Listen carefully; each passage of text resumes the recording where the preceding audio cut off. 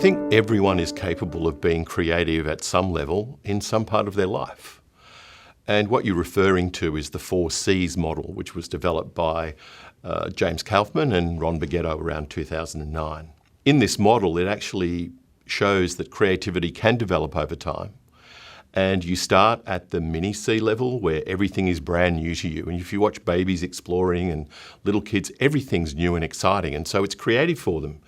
Little C creativity is where most people sit in their lives. And that's a great place to be because it means that you can get a little bit of teaching, a little bit of instruction, a little bit of feedback, and use those instructions and that feedback to build your creativity over time. And little C is where the vast majority of school education lies. So students learn to write a poem and they get some feedback on it from their teacher, some explicit instruction, and then their poetry becomes more creative over time. In the same way that their science experiment becomes more creative over time, or their ability to play a sport becomes more creative over time. You then move to the Pro C level. And in our professions, we all have to solve problems, we all have to collaborate, but if you're a Pro C creative, it means that you're capable of knowing what it is that you need to develop skills in and attitudes in, and how that actually can make your work more efficient, more effective, and more creative. The last level of creativity is what we call Big C.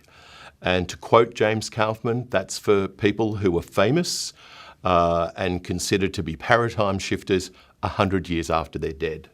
And unfortunately, we still say, you hear people saying that it's all about being Mozart or Einstein or one of those people. Whereas we know that the majority of us are very happy with little C creativity. And in fact, it's an important motivating factor for a lot of us throughout our lives. The thing about little C creativity is that it's strongly related to engagement and to motivation.